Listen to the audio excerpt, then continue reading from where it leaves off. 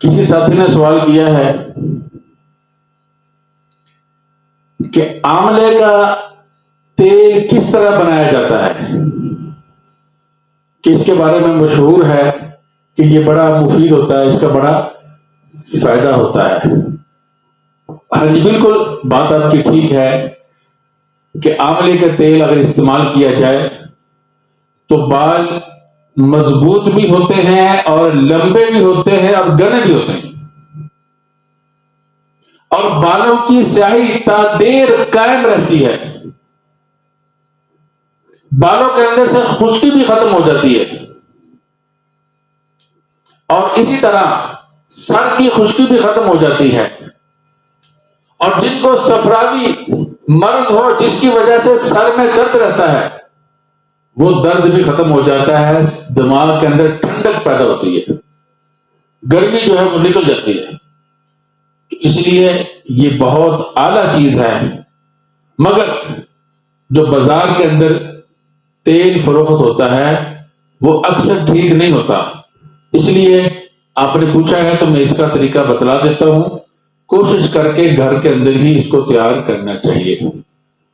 اس کا طریقہ یہ ہے کہ تازہ آملہ جب آتا ہے، منڈی میں بھی آ جاتا ہے اور بازاروں میں آسانی سے مل جاتا ہے، 1 کلو تازہ آملہ لیں اور اس کو کوٹیں، کچلیں، اس کو کچل کر اس کی گٹھلی نکال لیں۔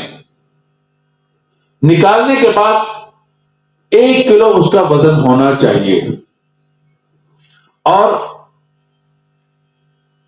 1 کلو کا نہ آپ بنائیں، اب وہ تو کاروباری لوگ بہت زیادہ 1 کلو کا بنا کے فروخت کریں گے، آپ نے اپنے گھر کے لیے بنانا ہے، آپ صرف 1 پاؤ لیں۔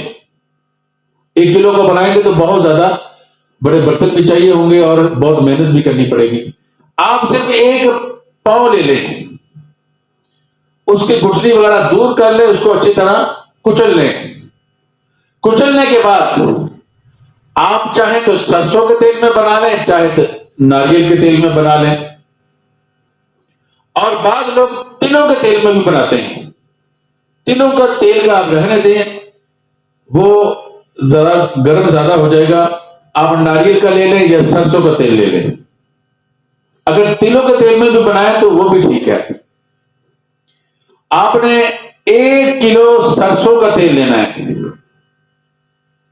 اور یہ کچلا ہوا آملہ اس میں ڈال کر اس کو ہلکی آنچ پر پکانا ہے۔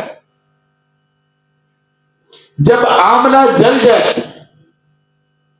تو آپ نے اس کو اتار کر چھان کر اس کو محفوظ کر لینا ہے، یہ روغن آملہ ہے۔ اور پھر آپ چاہیں تو اس میں خوشبو ملائیں، چاہے تو رنگ ملائیں، وہ بازاری جیسا ہو جائے گا، انتہائی مفید ہے۔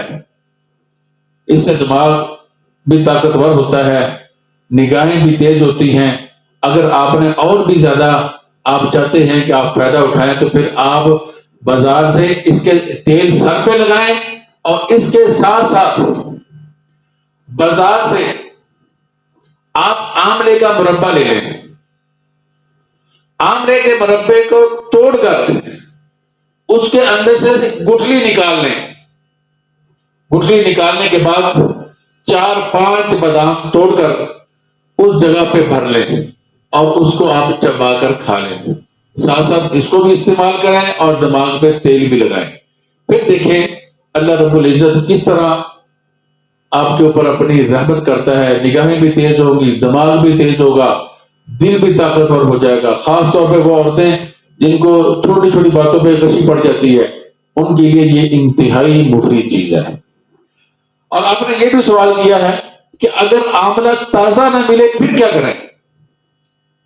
پھر آپ نے ایسے کرنا ہے، پھر آپ خشک آملہ بازار سے لے آئیں، وہ بھی تقریباً آپ 1 پائیا لے لیں، گٹھلی دور کر لیں اور اس کو ہلکا ہلکا کوٹ لیں۔